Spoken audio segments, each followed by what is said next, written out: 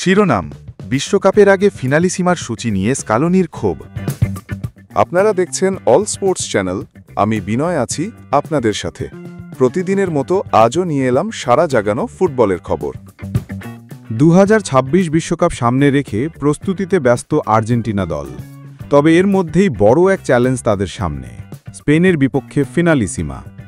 ম্যাচটি মার্চ মাসে অনুষ্ঠিত হবার কথা থাকলেও এর সময়সূচি নিয়ে ক্ষোভ প্রকাশ করেছেন আর্জেন্টিনা কোচ লিওনেল স্কালোনি। বিস্তারিত থাকছে রিপোর্টে। টিএনটি স্পোর্টসকে দেওয়া এক সাক্ষাৎকারে স্ক্যালোনি বলেন, বিশ্বকাপের মাত্র 3 মাস আগে এই ধরনের একটি গুরুত্বপূর্ণ ম্যাচ খেলা মোটেও যৌক্তিক নয়। তিনি বলেন, আমি কখনোই চাইনি বিশ্বকাপের আগে ফিনালিসিমা হোক। এটা আমাদের জন্য চাপ তৈরি করেছে। এর চেয়ে অনেক আগেই এই ম্যাচটি আয়োজন করা যেত।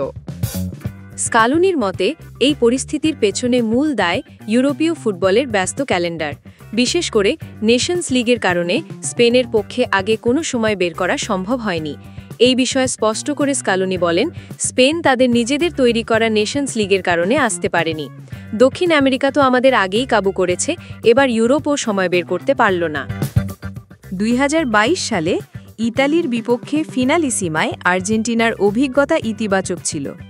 এবার স্পেনের মতো শক্তিশালী প্রতিপক্ষের বিপক্ষে ম্যাচটিকে আরও বড় চ্যালেঞ্জ হিসেবে দেখছেন স্ক্যালোনি। তিনি বলেন, জেতা সবসময় কঠিন, আর এমন প্রতিপক্ষের বিপক্ষে আরও কঠিন। ভুল করার কোনো সুযোগ নেই। আমাদের জন্য গুরুত্বপূর্ণ হল বিশ্বকাপের জন্য নিজেদের প্রস্তুত করা। আমরা কঠোর পরিশ্রম করব এবং ইনজুরি এড়িয়ে চলাই এখন সবচেয়ে বড় ব্যাপার।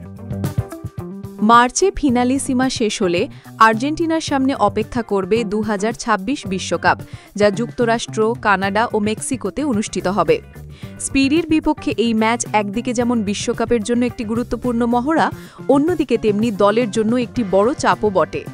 এই ছিল আজকের সর্বশেষ আপডেট। আরও খেলার খবর জানতে চ্যানেলটি সাবস্ক্রাইব করুন। ধন্যবাদ।